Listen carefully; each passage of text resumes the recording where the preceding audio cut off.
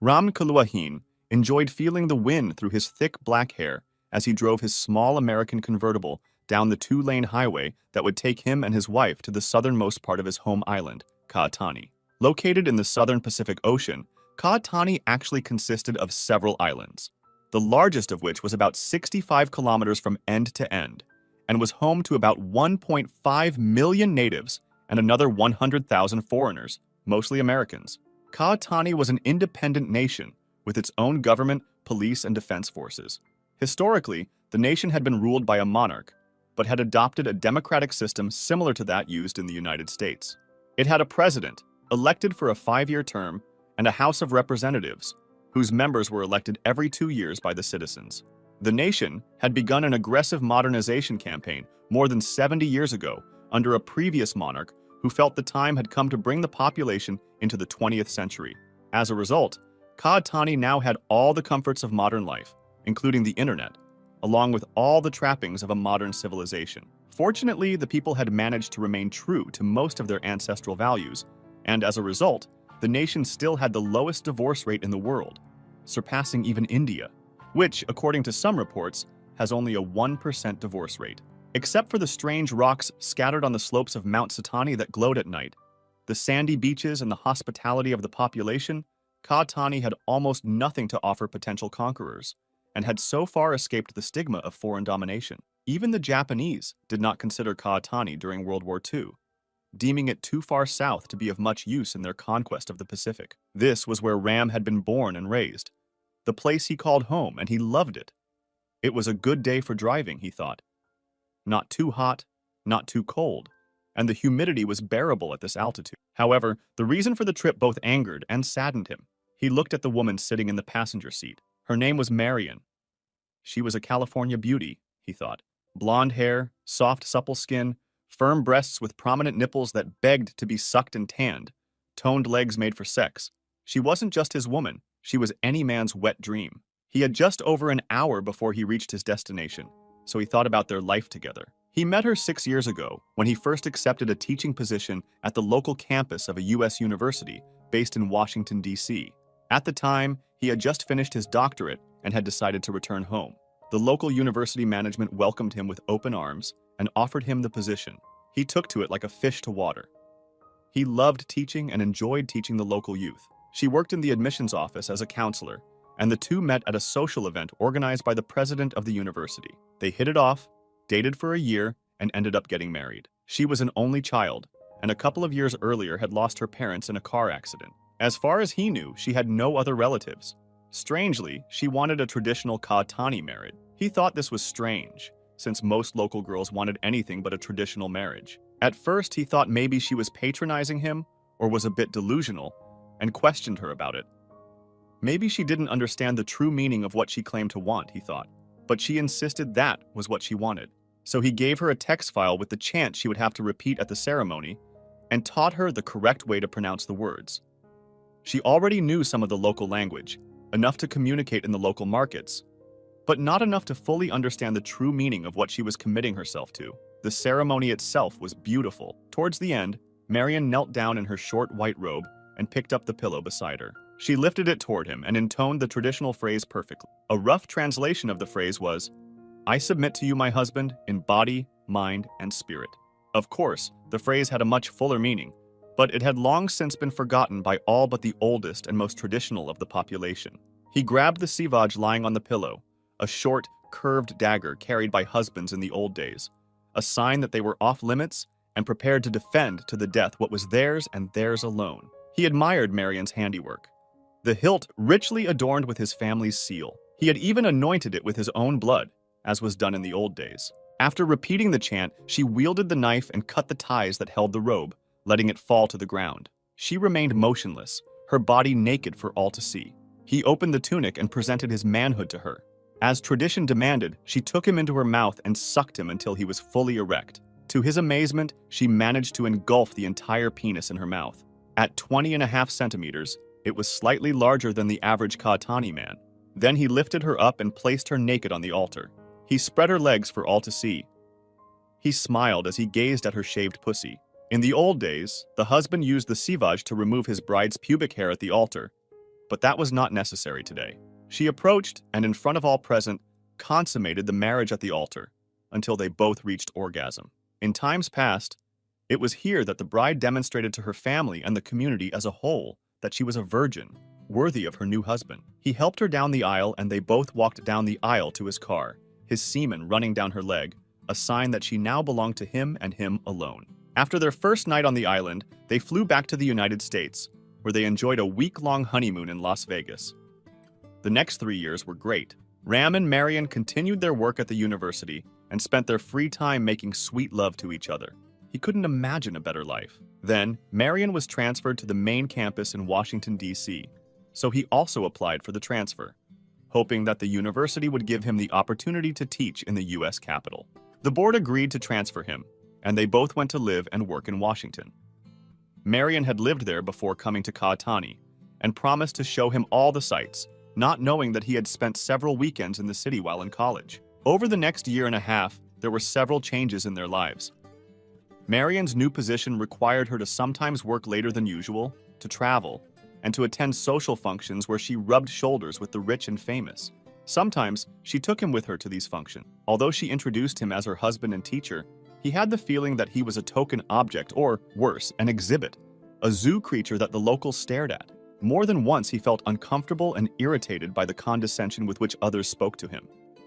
Some even raised their voices and spoke slowly, as if he were an invalid who did not understand English. More than once he had to refrain from putting his fist through someone's face. He recalled a conversation he had with Marion after a recent event. "Are you okay, honey?" he asked her as he stripped off his expensive suit. "No, I'm not," he growled in his deep baritone voice. "What's wrong?" he asked. "Did someone say something bad to you?" "It's the way it was said," he told her. Remember that scene in The Outlaw Jose Wales where the character played by Chief Dan George was talking about meeting Abraham Lincoln at the White House? She nodded. "Yes, I do," she said. They had just watched the movie on DVD a couple of nights before. "I can relate to what you said," he told her. "It's almost as if these people think that because I'm from the Pacific Islands, I should have a bone in my nose and wear a loincloth. Well, you'd need a pretty long one," she told him, patting his crotch. He let out a chuckle. "Don't they realize that I graduated at the top of my class at Harvard?" he asked her. "Don't they know how I worked to pay my way through college and not be a burden or have to carry a heavy debt?" "I don't think so," he said quietly. "Well, I don't like these people you have to kowtow to," he said. "And I sure as hell don't like being exhibited like some kind of zoo specimen. It's all part of the game," he said. "But I understand how you feel. You don't have to attend these things if you're uncomfortable, you know." He shook his head. "No, you're my wife and I should be there to support you," she said. "Besides, I don't like the idea of someone else accompanying you. By the way, what's up with that new boss of yours, Jake Hamilton?" he asked. She met Jake for the first time that night and instantly disliked him. He had "Pussy Hound" written all over his face. "He was brought in recently," he said. "He's from New York. He's really a sweet guy once you get to know him." "He seems to have taken a liking to you," Ram said. He couldn't help but notice that Jake had spent most of the night close to Marion. Sometimes he thought, maybe too close. "You're not jealous, are you?" she asked. He smiled and hugged her. "Of course he does," she said playfully. "But he knows you're married, right?" "Yes, he does," she said, wrapping her arms around his neck. "Good," Ram said. "I hope she remembers." They ended the night making love, but he had a bad feeling. Something told him he had to keep an eye on Jake Hamilton. Things went downhill for the next 6 months. Marion ended up being sent out of town with Jake several times, and she started working much later in the evenings, much more than before.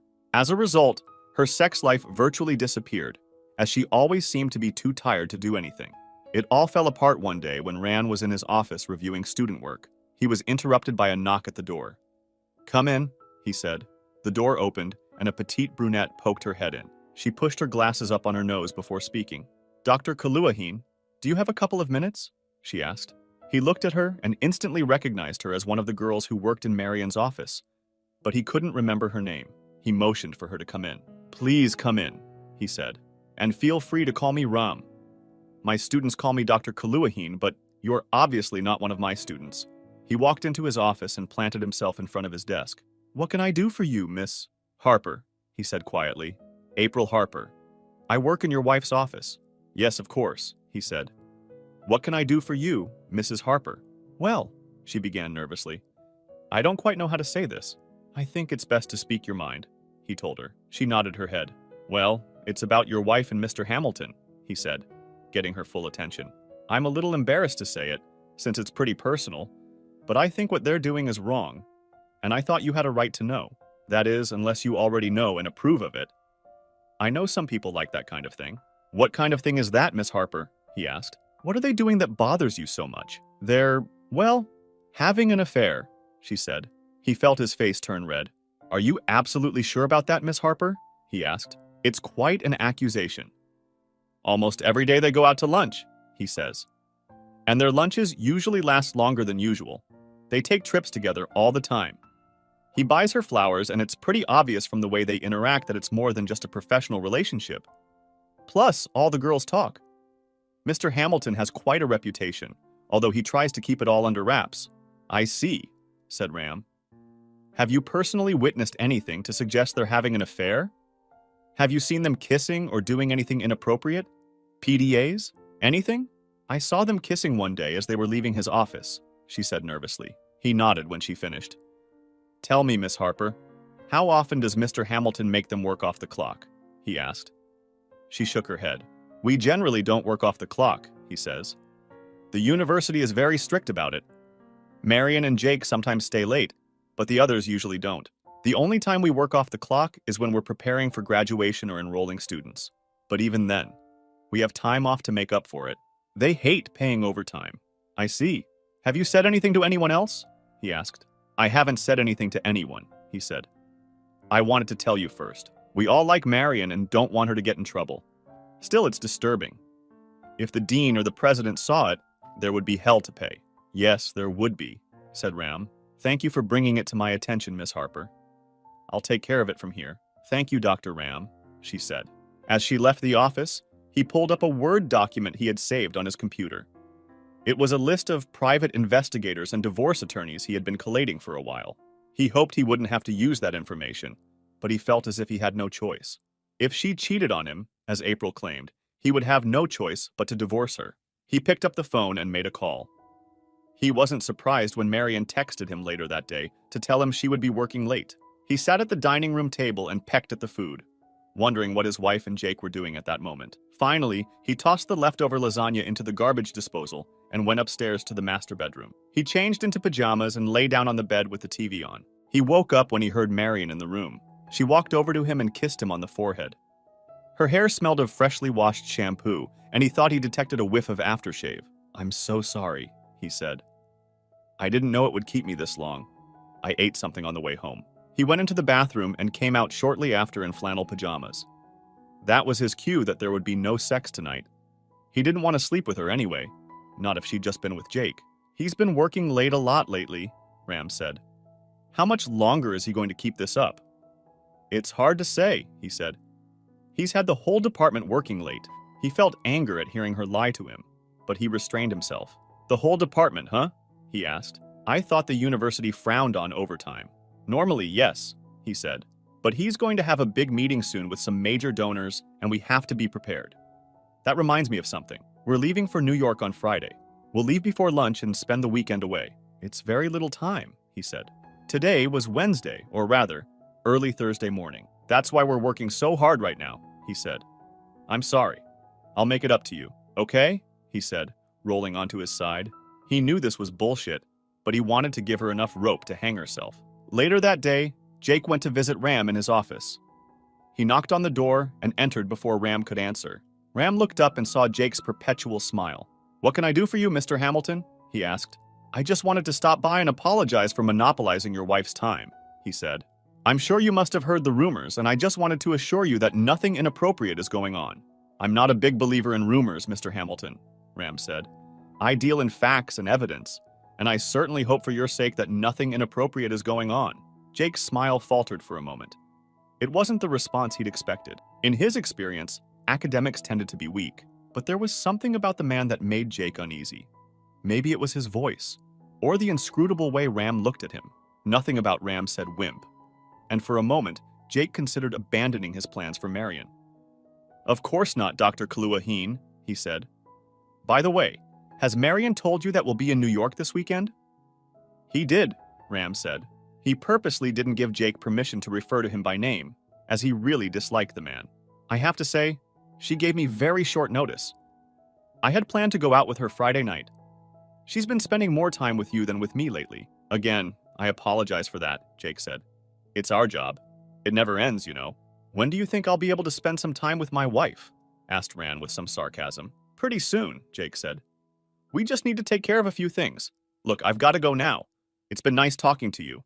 Ram said nothing as he watched Jake leave the office. When Jake left, he picked up the phone and made another call. That afternoon, he received a message from his wife, telling him that he had to go back to work late to prepare for the weekend meeting. He wasn't surprised, and the email he received on his personal account didn't surprise him either. He left for home, stopping for dinner along the way. He had had enough of lies and leftovers.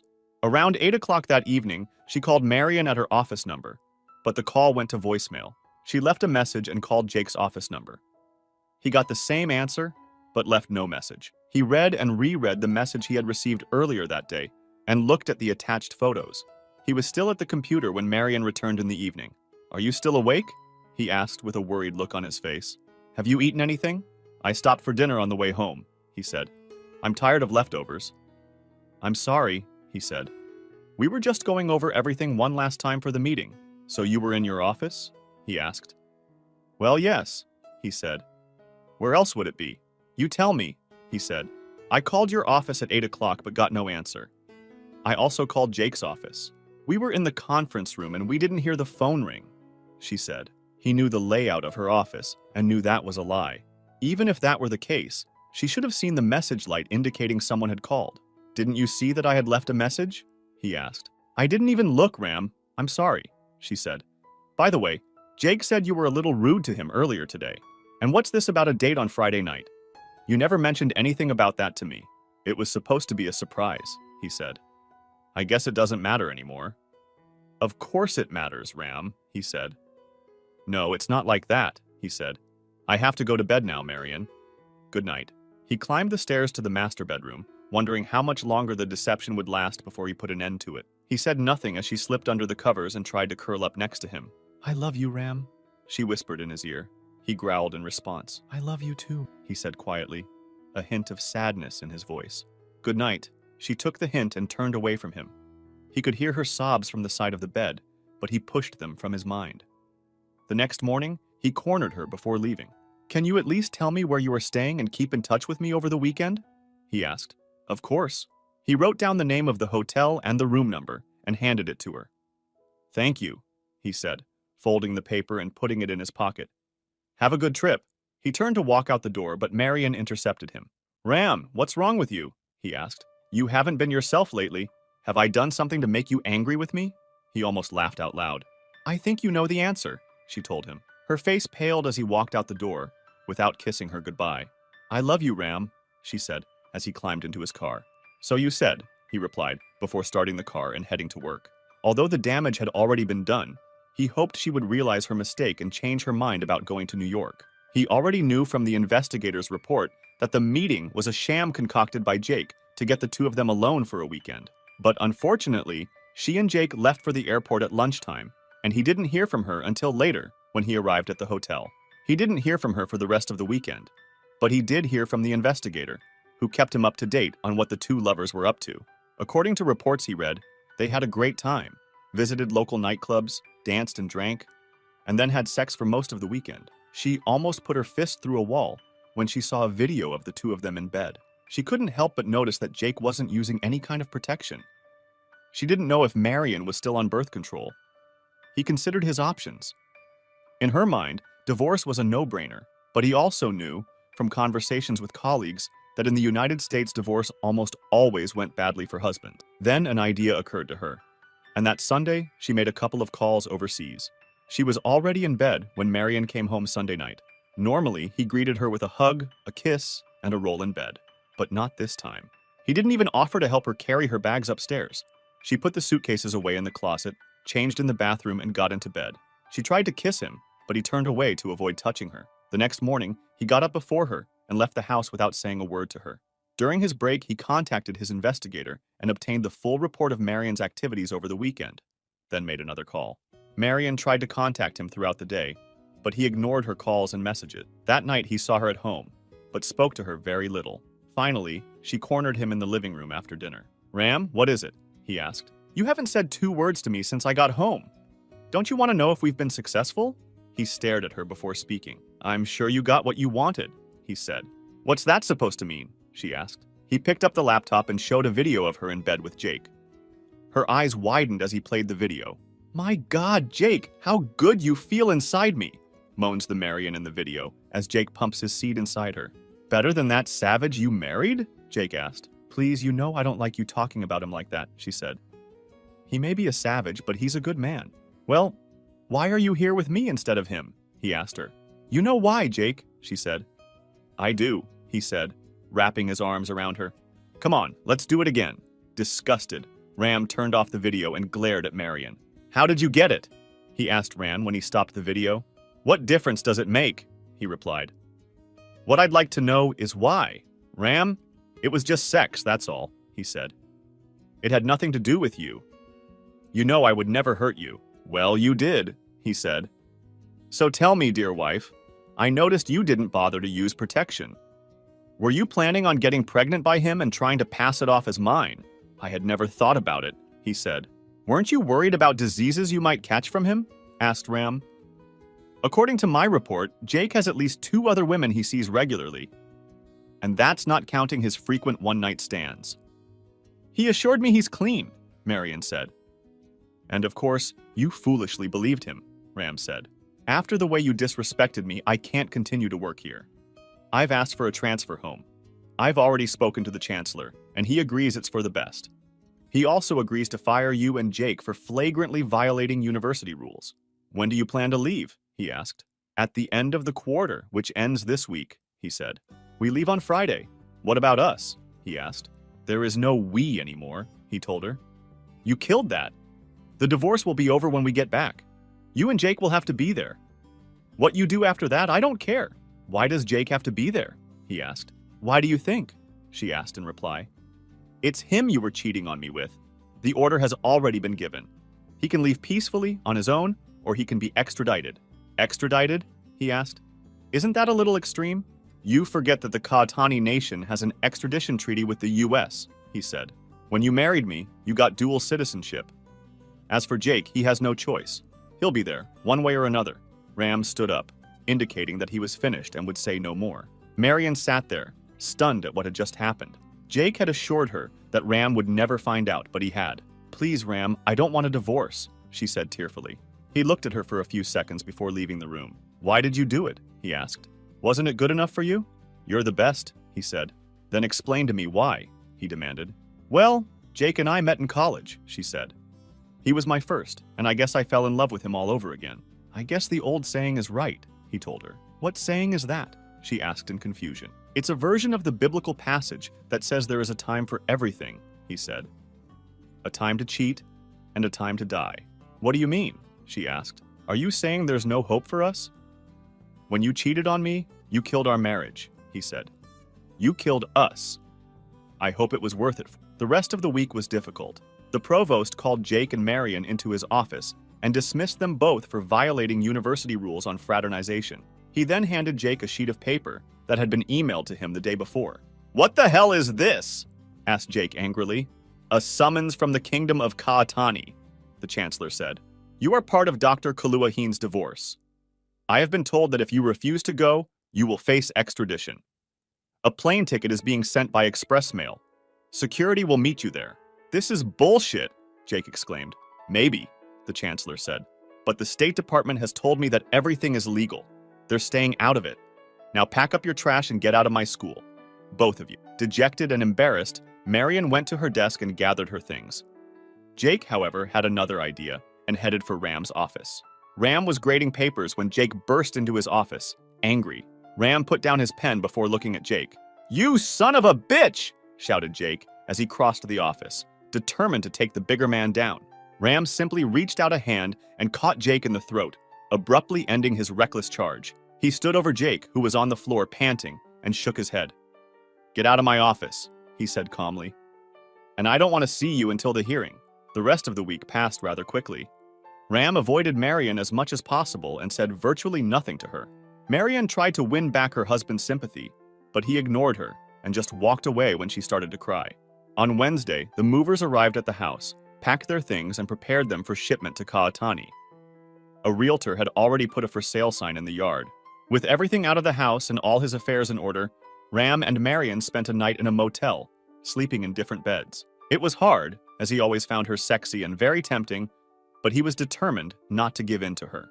They flew out early Friday morning. After settling into his Marriott hotel room, he made a couple of calls and learned that Jake had left the United States and was on his way to the island. He then learned that the procedure would take place on Monday and that Jake had been detained by the King's Guard, an elite unit of the National Police. The weekend was hard for both of them. Marion tried her best to convince him not to go through with it, but he rebuffed her efforts. "Please, can't we get through this?" she begged him. He looked at her and merely shook his head. "No," he growled. "You disrespected me in the worst way a woman can. You made your choice. Now you must live with it." "But I promise it won't happen again," she whimpered. "Please, Ram. I love you, and I loved you too," he said. "What good are your promises? Remember the promise you made me when we got married? You didn't keep it. So how can I trust you to keep any other promises? We can try therapy, can't we?" he asked. "Please, Ram, I beg you. I didn't want to say anything. I didn't mean to hurt you." "Silence, woman," he thundered. "It meant everything to me, damn it. You committed yourself to me and only me, just as I committed myself only to you. I kept my commitment to you, but you broke yours to me. Now it's time to own it and move on." Monday morning finally arrived, and Ram woke Marion up at 4:30. "Why are you waking me up so early?" he asked. "It's time to get ready," he said. "You should get some breakfast before we go. We've got a long trip ahead of us." "But the courthouse isn't that far away," he said. "It's a few blocks away. We can walk there in less than half an hour." "We're not going to court," he said. "Where are we going?" he asked. "Mount Satani," he said, referring to the dormant volcano located on the southern tip of the island. The last time it erupted, more than 2,500 years ago, it blew off the top third of the mountain, leaving a giant hole in the ground that later became a sacred place for the island's population. "You were the one who wanted a traditional marriage. I think it's only fair that we have a traditional divorce." I realized what I had said. "What?" she asked.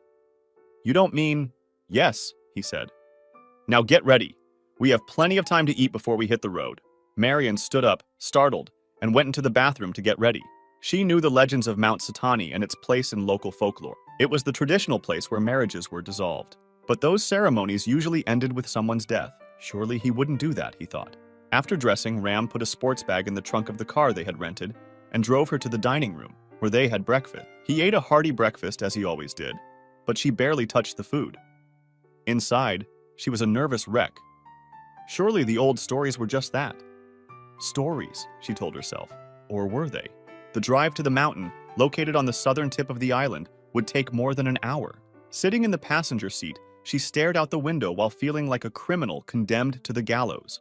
At last they arrived at their destination. Ram exited the winding two-lane highway and drove to the parking lot, where he stopped the car. He got out, grabbed his bag, and opened Marion's door. "Let's go," he said quietly. Marion looked up at him with tears in her eyes and slowly stepped out of the car. Her legs buckled as she stood up, but he held her and guided her to the ancient rock steps that led to the top of Mount Satani. "Climb the steps," he told her. Trembling, she began the long climb up the steps, wondering how many other people would have done it in ancient times.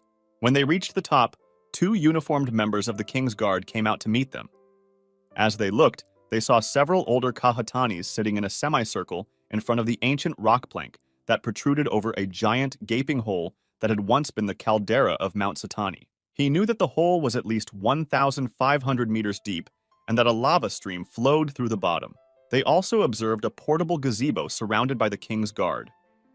On both sides of the arbor waved large flags. Inside the enclosure was an older Katani, dressed in traditional costume. Marion let out a gasp when she realized who it was. She looked at Ram. "Do you know the king?" he asked. "I should," he said. "He's my father's brother." Ram looked at the guards.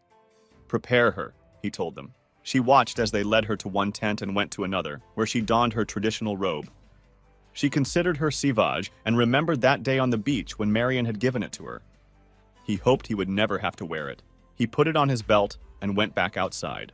By this time, Marion was ready and being led to the plank, dressed in a short red robe. Jake had already been handed over and was standing on the plank, arms and legs firmly secured.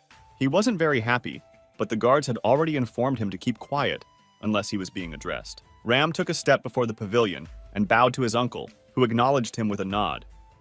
He then took his place in front of the court, which was seated in a semicircle before the board. "Prince Ram Kaluahin," said the man in the center of the semicircle. "This court has reviewed your petition for divorce. We have also reviewed all the evidence and have determined that your case is valid. Based on the evidence, your petition for divorce has been granted. Do you wish to address those who have wronged you before executing final judgment?" "Yes, counselor," Ram said. "Very well then," the older man said. "Proceed." Ram bowed to the court and turned to Marion and Jake, who were now tied together on the board. He could tell that Marion was frightened, as she had every right to be. Jake, for his part, had no idea what was about to happen, and was still as arrogant as ever. "What the hell is this all about?" asked Jake as Ram walked toward them. "Shut up," Marion said to Jake. "Why?" Jake asked. "Are they going to sacrifice us to their volcano god or something?" "God, you're an asshole," he whispered. "Are you about to finish?" asked Ram. They said nothing as they looked back at him. Ram continued to stare at his soon-to-be ex-wife. "Do you remember the promise you made me on the beach 5 years ago?" he asked. "I remember," he said. "Did you understand well the nature of the oath we swore to each other?" he asked. I do," he said slowly. Ram nodded his head, sad. He had given her an out, but she had not accepted it. It would have been one thing if she didn't understand the nature of their marriage commitment. However, her admission to the contrary sealed their fate. "Promise?" Jake asked. "What promise?" Marion wanted a traditional Katani marriage, part of which requires the couple to pledge their mind, body, and soul to each other for as long as they live, he explained. "You see, Jake, here we believe that the most important traits a person can have are loyalty and fidelity. Without them, nothing else matters. In the old days, when a Katani couple married, they would promise those things to each other, in front of witnesses, with full knowledge that the cost of betrayal would be their own lives." He pulled the sharp, curved knife from his belt. Jake's eyes widened at the sight of the blade. "But that's murder," Jake stammered. "In your culture, maybe," Ram said. "Here, we call it divorce. This leaf was given to me by Marion on the day we were married, as tradition dictates. It's more than just an ornament or a trinket to hide behind glass. In my ancestors' time, it was worn by the husband as a sign that he was unavailable. It also served as a warning to anyone who might intrude on the couple. Someone like you, Jake." Ram pulled his arm out in a flash. When he was done, a red line appeared on Jake's neck, and his eyes widened as he realized that his carotid artery had just been severed. Blood gushed and spilled down his neck, and he began to stagger as he lost strength. Marion tried to steady them on the rock plank, but found it difficult as Jake lost the strength to stand. Suddenly, a strong gust of wind came crashing down on them, sending Marion and Jake tumbling into the abyss. Ram closed his eyes for a moment to keep from sobbing. He opened his eyes and threw the blade into the large hole, then took off his wedding ring and threw it behind the knife. He heard a hammer behind him, and the head of the court took the floor. "This divorce is final," he said. Ram stared straight ahead as the court gathered his things and left. He felt a hand on his shoulder and turned to see his uncle standing beside him. "You loved her," her uncle said. "I did," Ram said. "You even gave her a way out, but she wouldn't take it," the older man said. "In the end, she did the honorable thing." "I guess so," Ram said. "I know this has been the hardest thing you've ever had to do, my son," the king said. "Believe me, when you get to my position, it doesn't get any easier." "You'll outlive me, man," Ram said. The old man let out a chuckle. "Hardly," he said. "In any case, your honor has been restored. Now is the time to mourn what has been lost and move on. By the way, Sika is anxiously awaiting your call. She still loves you and has managed to keep the hounds at bay." "After all these years?" asked Ram. "Yes," said the king. He pulled out a letter and handed it to Ram. "I would make a good wife for you and a good queen when the time comes. And I must admit, I've always liked having a real doctor in the family." The last time Ram had spoken to her, she was in the United States studying medicine and doing her residency. "Now please call the girl and give her your number. And let her know I'm not your answering service," the king said with a smile. Ram burst out laughing. "Thanks, man," he said. "I will," The old man smiled and patted him on the shoulder before walking away. Ran went to his tent and took off the tunic he was wearing. He sat for a moment and thought about Marion. He wiped away his tears and walked downstairs to his car. When he got into the car, he pulled out his phone and saw that he had reception. Dialed the number his uncle had given him. "Cha," said a sweet female voice on the first ring, thinking back to his younger years and remembering the sweet, curvaceous brunette woman he was so attracted to before he met Marion. "Cha," he said in response. "The divorce is final." "Good," she said. "Now please come home to the one who loved you first, Ram. I have missed you so much. I'm on my way," he said. Maybe there's something special about first love, he thought.